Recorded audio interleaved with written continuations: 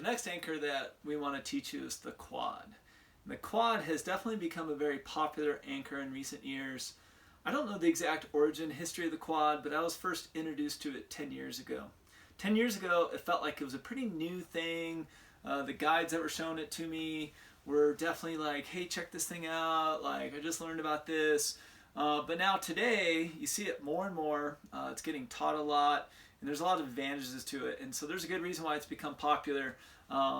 We've been kind of jokingly referring to it as the cool, sexy anchor that all the cool kids are using out on the playground, on the cliffs that we climb at. So check it out if you haven't used it. This is the quad, often tied with a cordelette, and here I've got about an 18-foot section of 7mm cord. I've already tied it in a loop with a flat overhand. And so here, as I always do, I'm going to put that knot right next to the carabiner, not on the carabiner, but next to it. And then I'm going to double this up. Okay, get that nice and even. Try to get that knot up close to the carabiner. Okay, and then I'm going to tie an overhand knot in the material. I'm going to keep it loose, and then I'm going to tie another overhand knot in. Now I can clip it into my other anchor point. And here now I left these loose so I could adjust it. I want to bring these knots down. And I don't know that there's a hard and fast rule. There tend to not be a lot of true rules in climbing, but this needs to be about 6 inches or so. The less, the better. So that space between the two knots. And now you have 4 strands of material there, and that's why it's called the quad.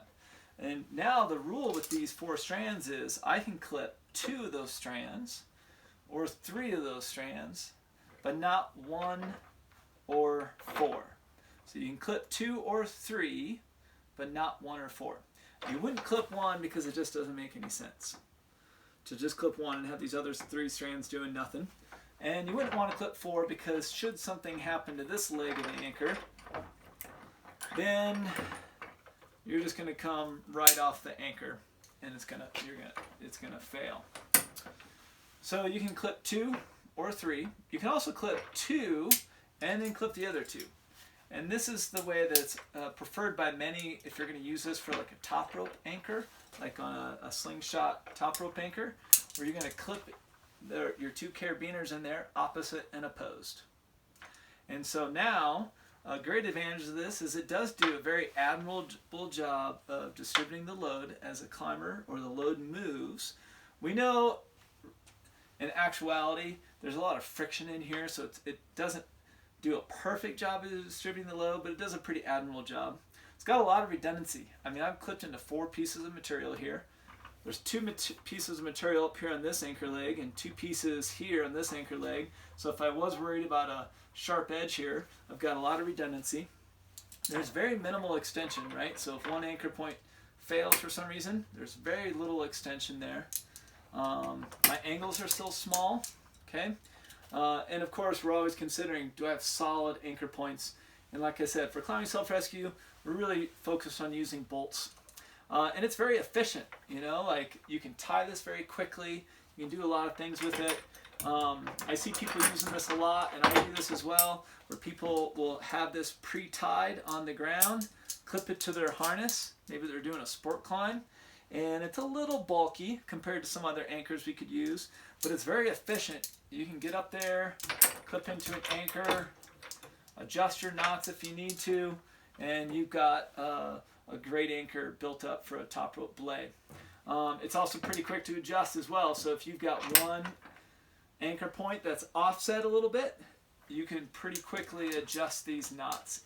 Even if they get weighted, you know, if you've climbed on this anchor for a while and the knots get a little welded, a little stuck, they tend to not get stuck too bad, especially because you've got like all this material going through there, so it doesn't get like super cinched.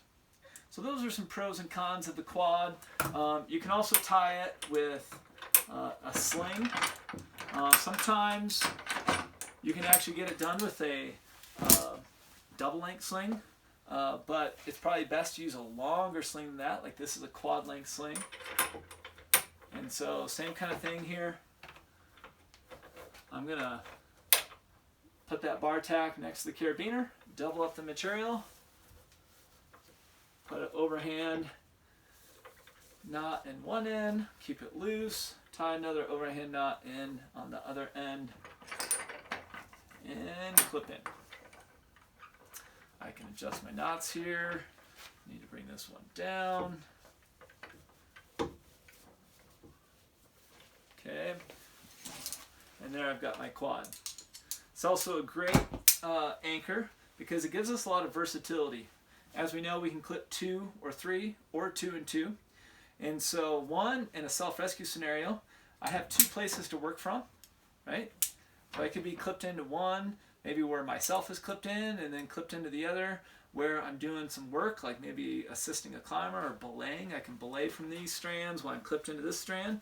That's certainly something we do in multi-pitch. Another advantage in a multi-pitch scenario is that I could have myself clove hitched in this blue carabiner and somebody else clove hitched into that orange carabiner. And then if they're moving, they're not pulling me so much as happens with like a pre-distributed anchor, like that sling anchor we were showing earlier. So a lot of advantages of the quad. I'm also going to show some little tricks to the quad for extra credit. If you want to check those out, you should. So that's the quad. Great anchor. Got a lot of versatility. Got a lot of pros. It certainly has a lot of good reasons for why it's become so popular in recent years.